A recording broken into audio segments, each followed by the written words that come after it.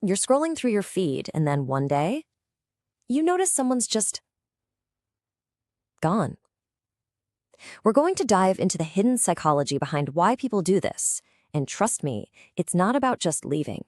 It's a calculated, strategic retreat. I mean, it's a real modern mystery, isn't it? One minute, you see their posts every day. They're a constant presence. And the next, poof, gone. So what is really going on in their head when they decide to log off for good? All right, so let's get into it. Part 1, the vanishing act.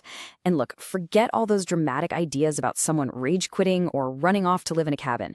The real reason is usually way more thoughtful and way more strategic than that. And this quote just hits the nail on the head. See, it completely reframes the whole thing. Quitting social media isn't an escape, it's a reallocation. It's not about running away from something, it's about running towards something. It's a choice to take that limited attention we all have and point it at something, well, something that actually matters more. But what even triggers that kind of big decision? Well, that leads us right into the next piece of the puzzle, the fading thrill. This is all about the moment when those little psychological rewards, the likes, the comments, just stop hitting the same way. Let's be real, when we first get on these platforms, they are designed to feel like a slot machine in Vegas.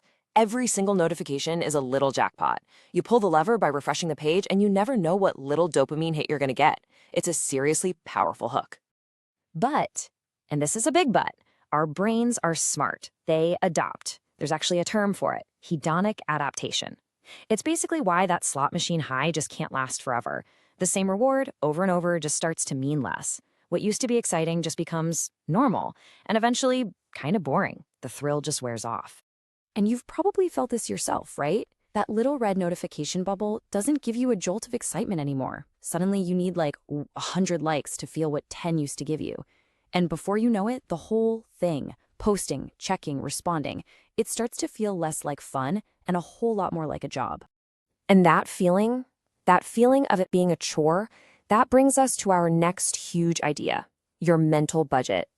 That's not just you being lazy or cynical. That's your brain basically sending up a flare, telling you that its resources are getting dangerously low. Just think about it like this for a second. Every morning, you wake up with a certain amount of mental energy to spend for the day. It's a finite budget.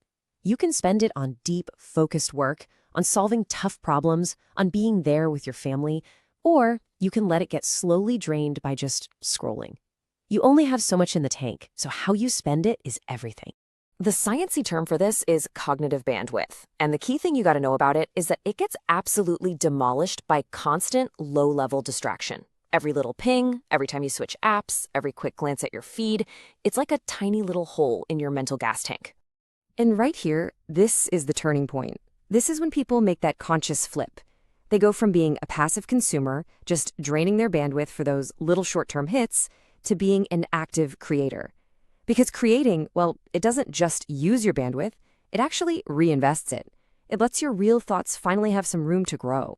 And that conscious choice, that flip of the switch, well, that's what ignites our final section, the creative spark.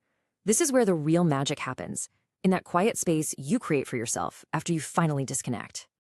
Here's an analogy I love. Imagine your mind is a calm pond. Now, every notification, every post you see is like someone throwing a little pebble into it, keeping the surface constantly choppy and chaotic. But when you stop, when you just let it be, the water settles. And only then can you finally see the big, important ideas that were resting at the bottom the whole time. And believe it or not, this is a real thing. It's called the incubation effect. It means your brain is always working on problems in the background, making connections while you're not even thinking about it. But, and this is crucial, it needs quiet to do its best work. Disconnecting from all that noise is what kicks this amazing process into high gear. So basically, you're plugging that leak in your mental fuel tank. You stop the slow drain. You finally give your subconscious the freedom to connect dots in ways you never expected. And you create the quiet space that your biggest and best ideas need to finally break through to the surface. So let's put it all together. That's the whole journey right there. First, the digital rewards stop feeling rewarding. Then you realize your mental bandwidth is just getting drained every day. So you make a conscious choice to disconnect and point that energy somewhere else. And in that new, quiet space, that's where real creativity is finally born. So the next time you see someone's profile, just disappear. Remember what's likely happening. They're probably not running away from anything. They're running towards something. A new project, a breakthrough, a big idea. Which, of course, leaves us with one pretty big question. What great idea is just waiting for you to disconnect?